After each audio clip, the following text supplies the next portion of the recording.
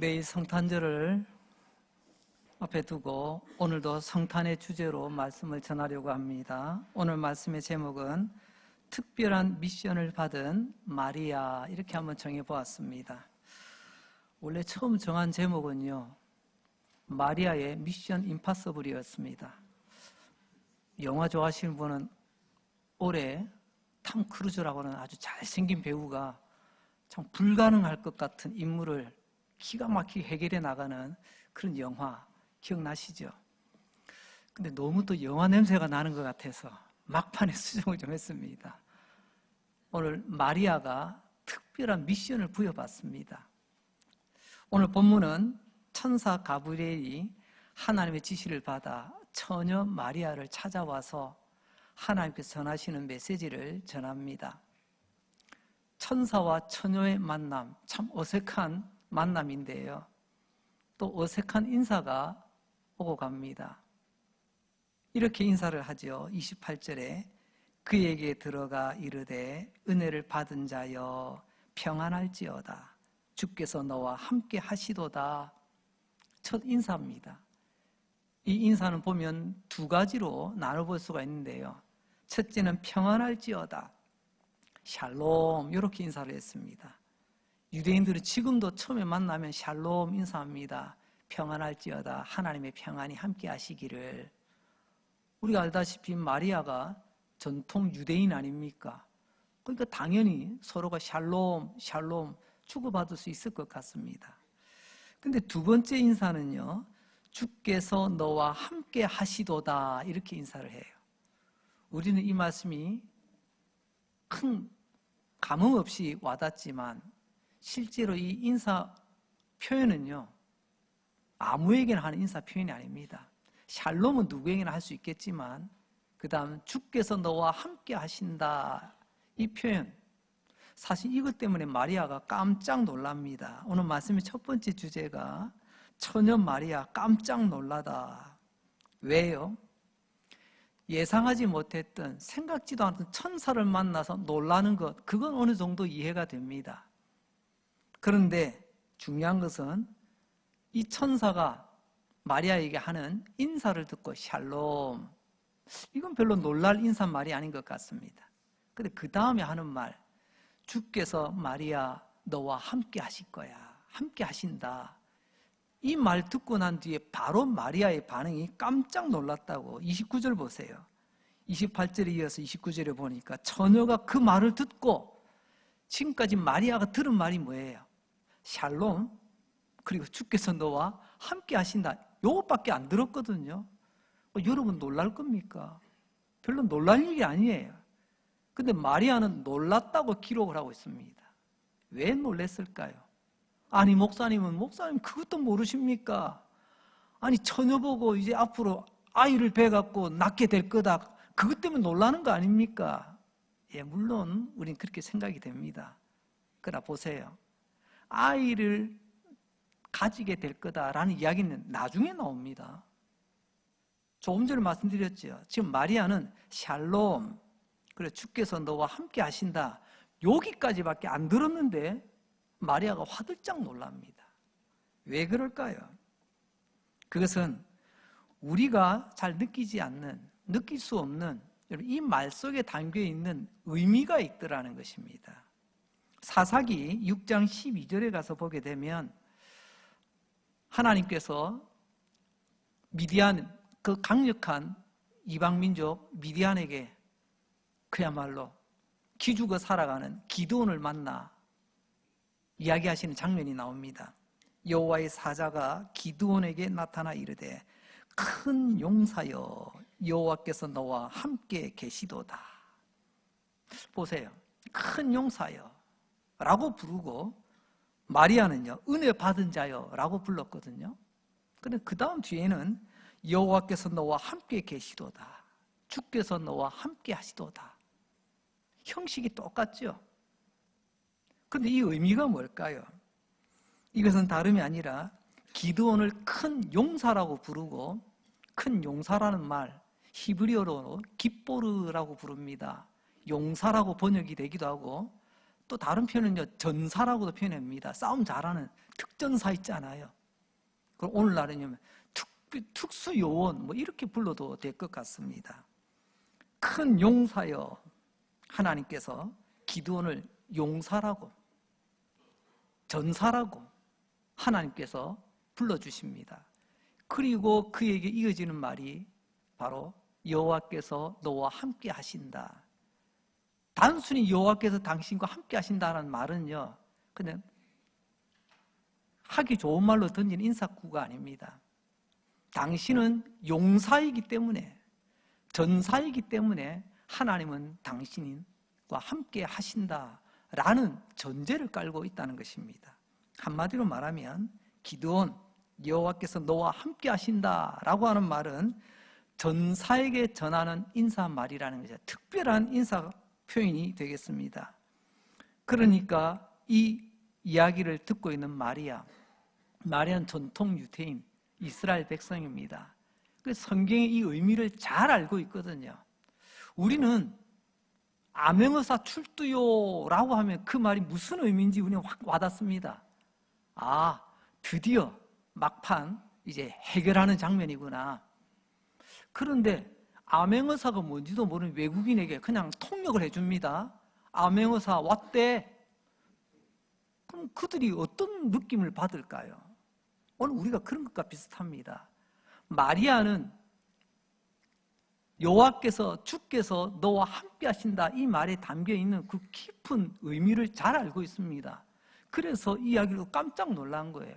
왜요? 이건 아무에게나 하는 인사말이 아니라 전사에게만 던지는 특별한 인사말이라는 것입니다. 신명기 31장에도 가서 보면 그런 표현이 나옵니다. 31장 8절에 그리하면 여호와 그가 내 앞에서 가시며 너와 함께 하사 너를 떠나지 아니하시며 버리지 아니하시리니 너는 두려워하지 말라, 놀라지 말라. 이 말씀은 하나님께서 이제 모세 말년에 다음 지도자를 세우시기 위하여 모세를 통하여 여호수아에게 주시는 말씀입니다. 구조를 보세요. 전형적인 하나님 위해서 싸우는 용사, 전사에게 주는 인사말인 것을 알게 됩니다. 그러니까 실제로 기드온은 하나님의 전사였고 여호수아도 하나님의 전사였습니다. 그리고 오늘 처녀 마리아가 깜짝 놀란 이유도 바로 여기에 있습니다. 아이 이야기 전에 아니 왜 나 같은 평범한 여자를, 그것도 처녀인 나를 하나님은 전사 대우를 하실까? 그래서 화들짝 놀라는 겁니다. 저희 부끄러운 이야기 한 번만 하고 말씀 이어가겠습니다. 제가 6학년이 되자 한 달쯤 지나니까 담임 선생님께서 갑자기 저를 부르십니다. 저는 쓸 때는 이름이 두 자지만 부를 때는 세 자로 부릅니다. 베네기. 그래서 제가 벌떡 일어났어요. 앞으로 나와. 그래서 선생님 나오라 하시니까 나갔죠. 뜬금없이 이렇게 말씀하시는 겁니다. 베네기, 너는 이번 학기 우리 반 반장이야. 깜짝 놀랐습니다. 그러면서 제가요, 숨도 안 쉬고 바로 선생님께 던진 말이 있어요. 아마 들어보셨죠? 제가 뭐라고 했다고요? 선생님, 우리 엄마 학교 못 오는데요. 제가 이야기를 한 거예요. 제가 곰곰이 생각하고 말한 것도 아니고 그냥 불쑥 나와버렸어요. 그 무슨 뜻일까요? 너 이번에 반장해 라고 하는 말이 그냥 단순한 표현이지만 그냥 어린 저에게 적어도 반장이라면 그래도 엄마가 학교에 자주 오셔가지고 학교 일도 좀 도와드리고 선생님들 격려 좀 해드리고 뭐 친구들도 간식도 좀 사주시고 이런 게 제 눈에 많이 띄었나 봅니다. 그래서 단순히 너 반장해 하면 우리 엄마 학교 못 오는데요. 이게 그냥 불쑥 나와버린 거예요. 오늘 마리아가 받았던 말, 그게 바로 그런 의미하고 비슷합니다. 평안할지어다, 은혜 입은 자여 평안할지어다, 주께서 너와 함께 하신다. 그 말을 들으면 에? 저를 지금 전사 대우하시는 겁니까? 저는 싸울 줄 몰라요.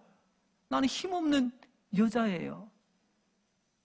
나는 처녀예요. 제가 뭘 한다고.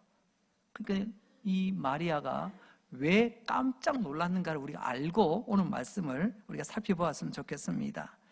바로 그렇습니다. 하나님께서 마리아를 통하여 하나님의 뜻을 이루시고자 마리아를 특별 임명하시는 장면입니다. 여러분, 특전사는 아무나 되지 않습니다. 저도 육군병장, 변병장으로 제대를 했지만 특전사는 아니에요. 특전사는 그야말로 특별히 선택받더라고요. 훈련을 통해서 또 검증되기도 하지만요. 오늘 마리아가 왜 하나님께 이렇게 선택을 받게 되었는가? 우리는 알 수가 없어요. 하지만 하나님은 이 마리아를 특별 여전사로 임명하고 계신다는 것입니다. 하나님이 이루실 계획, 그게 무엇입니까? 그게 바로 하나님께서 우리를 구원하시는 이야기 아닙니까? 하나님께서 우리를 통해서 하나님의 나라를 세워가는 이야기 아니겠습니까? 그런데 그 일 가운데 하나님께서 마리아를 통해서 이 일을 시작하시겠다는 거예요. 그래서 오늘 마리아는 성탄의 여전사라고 불러도 될 것입니다. 왜요? 하나님이 이루실 계획이 바로 성탄이기 때문에 그렇습니다. 하나님은 하늘 보좌에서 말로만 세상을 움직이시는 분이 아니십니다. 직접 이 세상 가운데 오셔서 우리의 문제를 해결하시기를 원하셨습니다. 그게 바로 성탄이죠. 그런데 그 성탄을 이루시기 위해서 하나의 특별 전사가 필요한데 그 사람을 마리아로 하나님이 선택하셨다는 것입니다. 그러면 두 번째로 여전사로 부름받은 마리아가 받은 특별한 미션, 임무가 무엇일까요? 전사란 임무가 있어야 됩니다. 임무도 없는데 이름만, 명찰만 전사라고 달고 다니면 누가 전사라고 인정하겠어요? 임무 없는 전사는 없습니다. 전사 기드온의 임무가 뭐였죠? 그 이스라엘을 괴롭히던 미디안 종족을 쳐 물리치라는 것입니다. 그리고 이스라엘 백성들을 억압으로부터 구출해 내라는 것입니다. 전사 여호수아의 미션은 뭐였죠? 이제 모세의 뒤를 이어 요단강을 건너가 약속의 땅 가나안 땅을 정복하여 그 땅에는 7 토종 종족들이 있었습니다. 7 족속을 멸하고 이스라엘 백성들의 땅을 잘 분배하라. 이게 여호수아가 받은 하나님의 특별 미션이었습니다. 자, 그렇다면 오늘의 여전사 마리아가 받은 특별한 임무는 뭘까요? 한마디로 말하면 예수입니다. 예수님을 잉태하고 그 예수님을 출산하는 것, 잉태와 출산을 위해서 하나님은 마리아에게 이러한 특별한 미션, 아무나 감당할 수 없는 그 임무를 주셨다는 것입니다. 어쩌면 전사 기드온보다, 전사 여호수아보다 100배, 1000배, 10,000배나 더 힘든 미션을 여전사 마리아에게 주신 것입니다. 그 내용이 뭐죠? 처녀지만 아이를 임신하여 그 아이를 출산하라는 것입니다.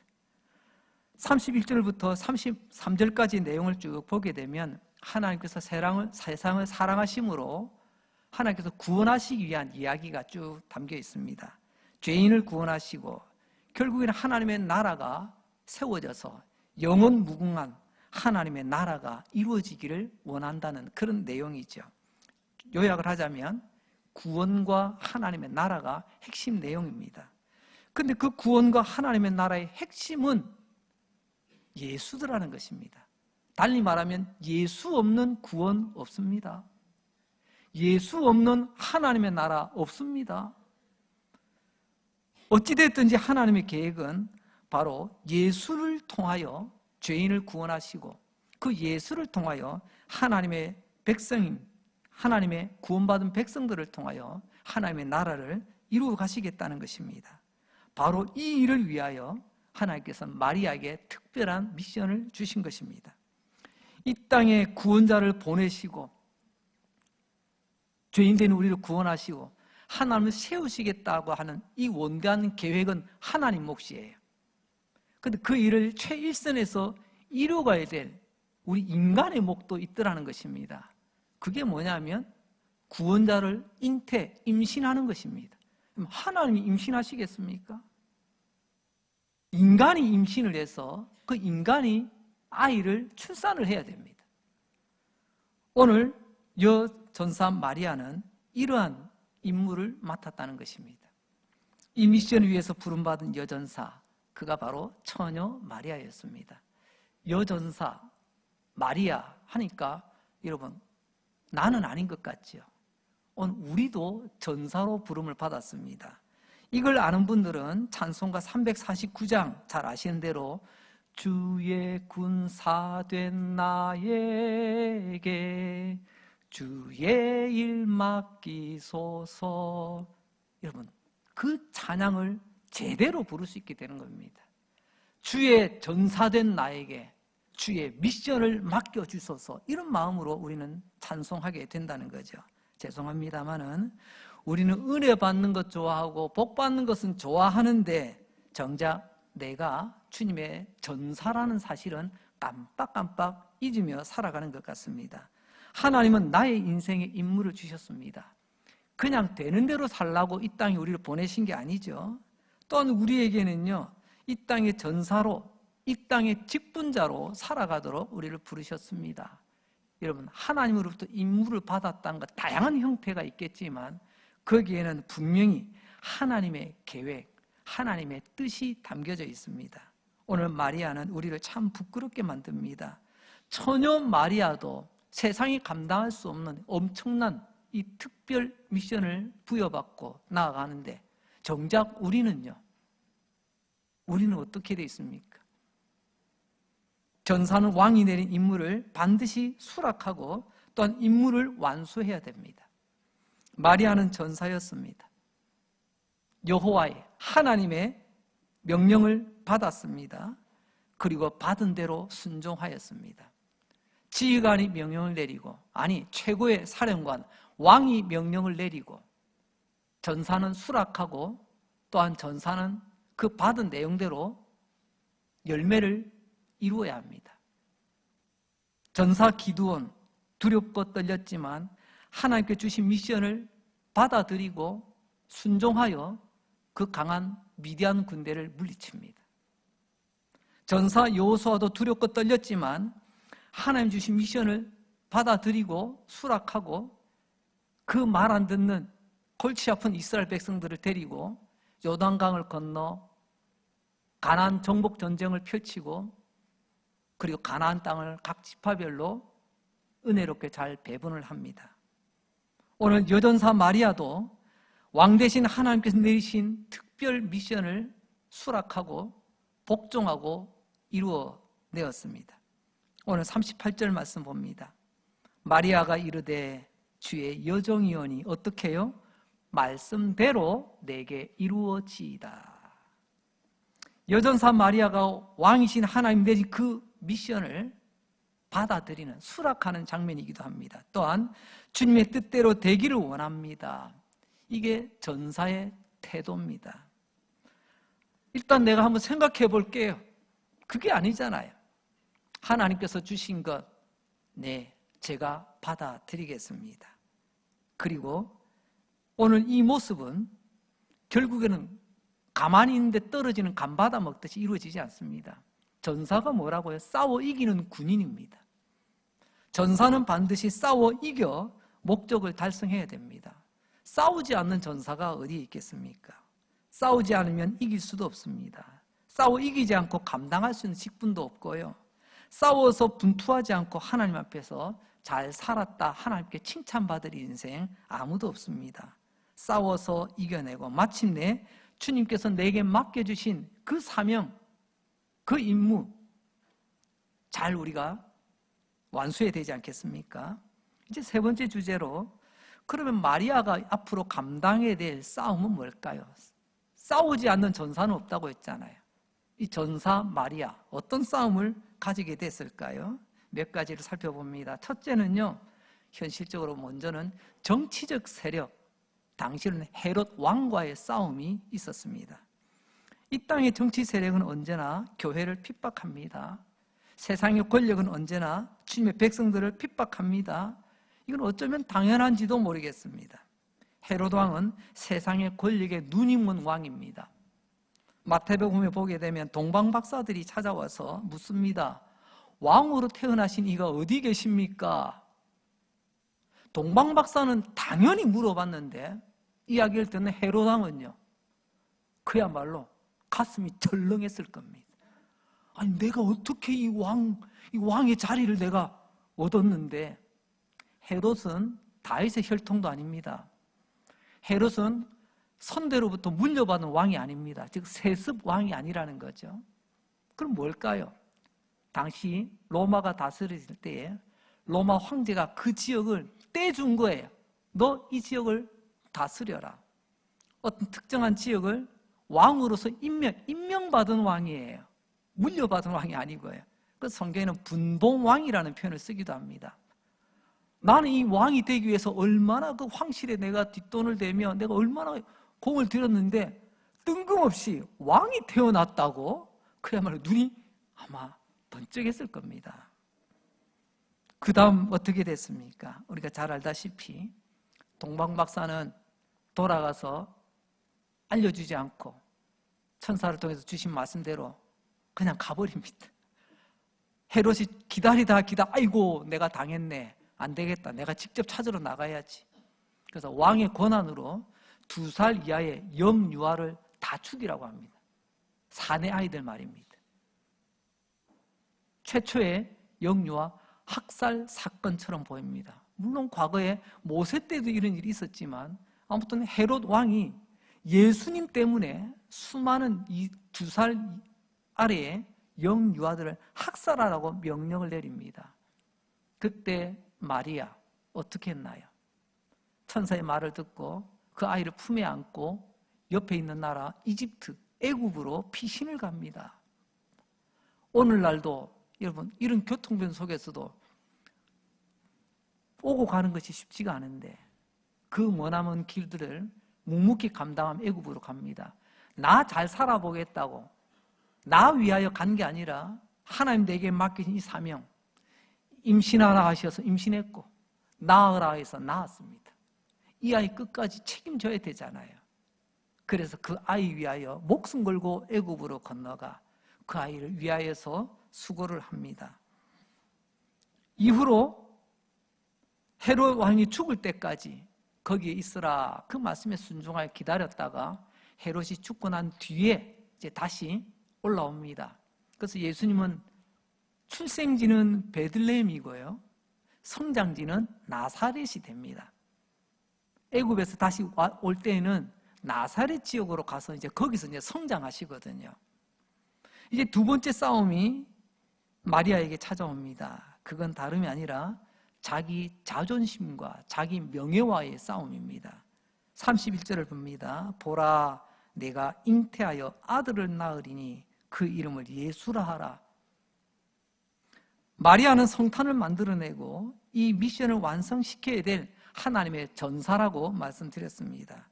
근데 이 전사가 처녀입니다. 처녀가 아이를 임신해야 됩니다. 그럼 이걸로 여러분들 어떻게 생각하세요? 요즘 같은 모든 것이 많이 변화되고 하는 이 시대에도 그런 부분에 대해서 자유롭지 못할 때가 많은데 이 시대에 처녀가 아이를 뱄다고요? 마리아의 입장이 어떻게 되겠습니까? 얌전한 고양이 뷰뚜막에 먼저 올라간다더니 아니 처녀라고 그렇게 돌아다니더니 저 배불러 가는 것 좀 봐. 뒤에서 한번 수근수근 손가락질 하지 않겠습니까? 마리아는 이것을 온몸으로 다 감당을 해야 됩니다. 그렇지만 마리아는 뭐라고 말했습니까? 주님, 떨리지만, 주님, 힘들지만, 그러나 주님의 말씀대로 되기를 원합니다.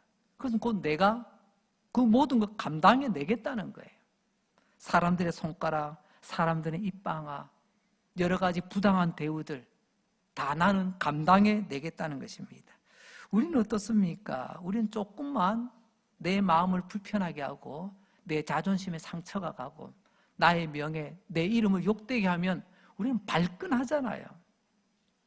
심지어는 하나님께도 주님의 몸된 교회에 대해서도요, 어떻게 하나님 나한테 이러실 수가 있냐고, 어떻게 교회가 나한테 이럴 수 있냐고, 뭐 이런 표현을 가진 경우들이 가끔 있을 수 있습니다. 오늘 본문은 유독 처녀라는 말을 자주 언급하고 있습니다.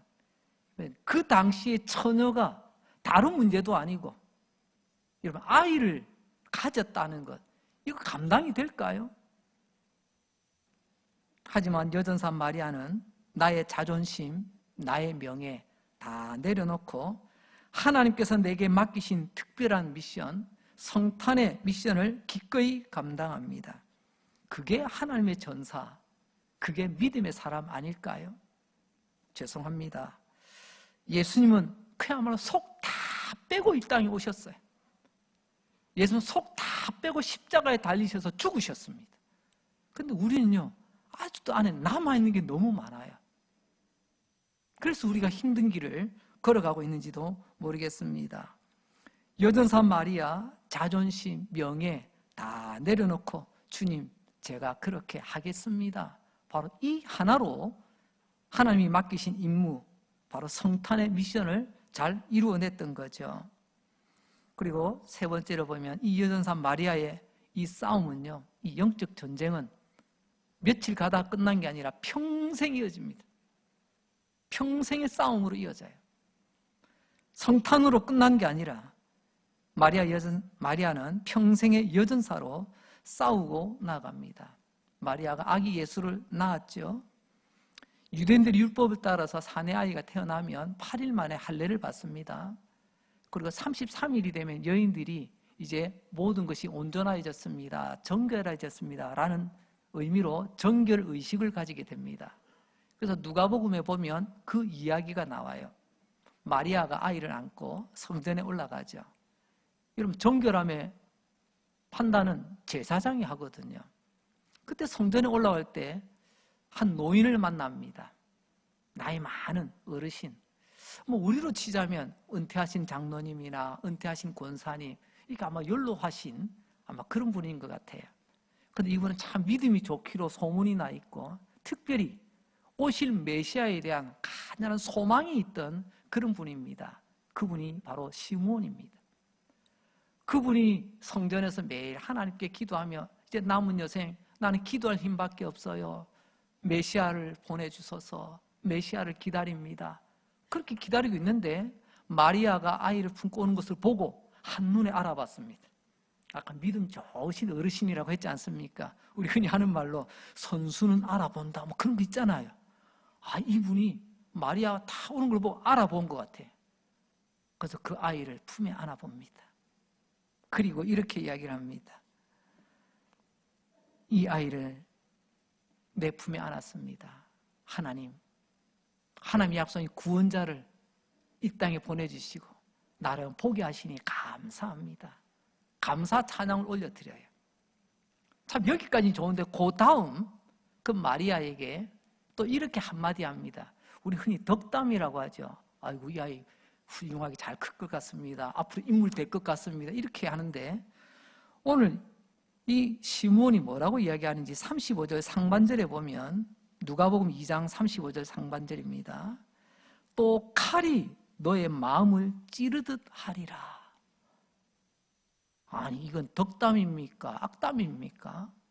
어떻게 받아야 되죠? 조금 전까지는 메시아를 보게 해주셔서 감사합니다, 감사 찬양하던 그 어르신이 갑자기 돌연 너의 마음에 칼이 찌르는 듯 하게 될 거다, 이런 말을 하는 거예요. 이거 뭡니까? 여러분, 마리아의 앞날이 평탄치는 않겠다, 뭐 그런 기본적인 의미도 있겠지만요. 그러나 이 말을 듣고 너무 마리아를 좀 측은히 보지 마시기 바랍니다. 전사라고 했잖아요. 전사가 몸에 상처 없이 어떻게 전사가 되겠어요? 칼을 잡고 연습하다가 또 실제는 싸우다 보면요, 찔릴 때도 있고 베일 때도 있고 긁힐 때도 있는 겁니다. 아픈 가운데서도 딛고 일어나야 전사가 되는 거죠. 우리에게 적용하자면요, 믿음의 상처 없이 어떻게 온전한 믿음의 전사로 우리가 설 수가 있겠습니까? 그런데 우리는 어떻습니까? 조금만 아프면 금세 오므라듭니다. 조금만 불편하면 우린 뒤로 물러납니다. 오늘 이 말씀의 거울 앞에 우리 자신을 한번 세워보았으면 좋겠습니다. 마리아, 그 이야기 듣고 도망 안 갔습니다. 칼이 너의 마음을 깊이 찌를 것이다. 이 말을 들었지만 마리아의 삶을 돌아보세요. 한 번도 도망간 적 없습니다. 아들 두고 말입니다. 나 살아보겠다고 그렇게 내팽개치지 않습니다. 오히려 예수님 곁에 늘 함께, 심지어는요, 다 도망가고 아무도 없던 십자가 아래까지 마리아는 끝까지 그 자리를 지킵니다.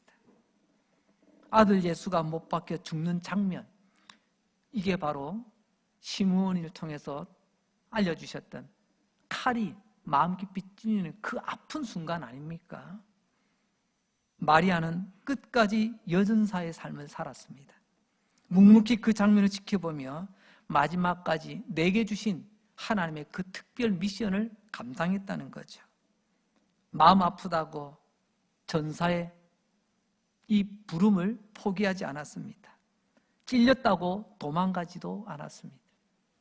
이제 마지막으로 마리아가 어떤 마음으로 이렇게 달려갔는가 한번 보겠습니다. 마리아의 다짐입니다. 46절입니다. 마리아가 이르되 내 영혼이 주를 찬양합니다. 천사 가브리엘이 말하죠. 마리아야, 하나님께서 너를 하나님의 전사로 택하셨단다. 마리아가 대답합니다. 그렇다고요? 네, 감사합니다. 그러면 제가 뭘 위해서 싸워야 되나요? 무엇 때문에 싸워야 되나요? 가브리엘이 이야기합니다. 성탄이다. 너에게 주어진 특별 임무는 성탄이다. 너는 비록 처녀지만 아이를 가져야 한단다. 그리고 그 아이를 출산해야 된단다. 그 아이의 이름은 예수라고 정하거라. 너 이 미션 감당할 전사가 되겠느냐? 이런 내용이에요. 그때 마리아가 이렇게 고백을 하죠. 마리아가 이르되 내 영혼이 주님을 찬양하나이다. 이게 마리아의 답변입니다. 이 받겠다는 겁니까? 안 받겠다는 겁니까? 여기서 내 영혼이 주님을 찬양합니다 라고 하는 것은요, 내가 주님의 뜻을 받들겠다는 거예요. 그것도 어떻게 해요? 영혼이라는 말이 헬라어로 푸시케라고 부릅니다. 그런데 영혼이란 뜻만 있는 게 아니에요. 사실은 목숨이란 뜻이 더 큰 의미를 가지고 있습니다. 우리는 단어를 영혼이라고 번역을 했지만 그 의미는요, 제가 목숨을 다하여서라도 주님을 위하여 기꺼이 감당하겠습니다. 바로 마리아의 다짐이죠. 여러분, 내 목숨을 주님께 드린다는 말은 내게 맡기신 이 미션, 이 임무, 이 직무를 감당하기 위해서 필요하다면 내 목숨도 아낌없이 내놓겠다고 하는 여전사 마리아의 다짐 아니겠습니까? 한편으로는 감동적이지만 한편으로는 참 우리를 부끄럽게 만드는 장면이기도 합니다. 앞서 말씀드린 것처럼 부끄럽게도 우리는 조금만 찔렸다 싶으면, 아니 찔릴 것 같아서 또 도망가는 경우도 있더라고요. 비겁한 전사죠. 나의 푸시케, 나의 영혼, 나의 목숨 다하여 주님의 뜻을 받들겠습니다 라고 하던 마리아를 보십시오.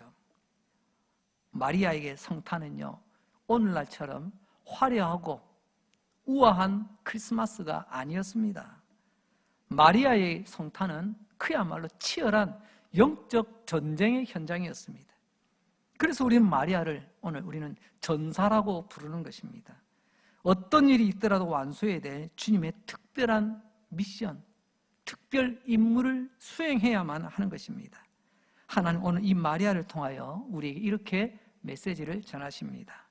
너희도 마리아처럼 나의 전사로 살아가길 원한다. 주의 군사된 나에게 주의 미션을 맡겨주소서.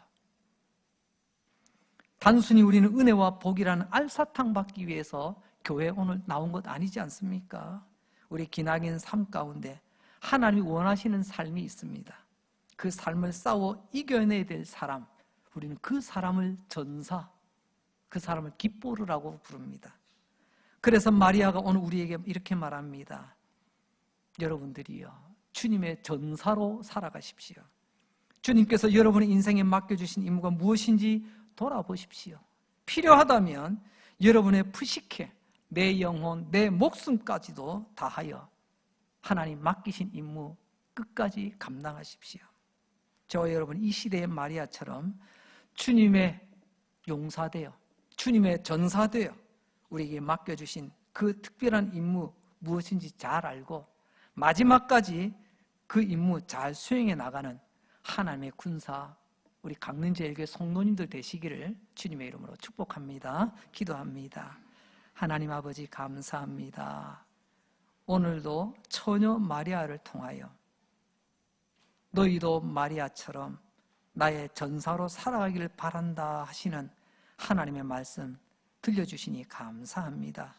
오늘 우리 은혜와 복이라는 알사탕 하나 받으려고 이 자리에 나온 것 아닌 줄 믿습니다. 우리의 앞으로 남아있는 삶의 여정 가운데 하나님 원하시는 삶을 살아내어 기드온과 같이, 여호수아와 같이, 오늘 마리아와 같이 전사의 삶을 살게 하여 주시옵소서. 내가 어떤 하나님의 미션을 받았는지 돌아보게 하시고 필요하다면 내 영혼, 나의 푸시케, 나의 목숨 다하여 그 미션 끝까지 감당하여 마지막에 승리하는 하나님의 전사, 하나님의 백성 되게 하여 주시옵소서. 예수님 이름으로 기도합니다. 아멘.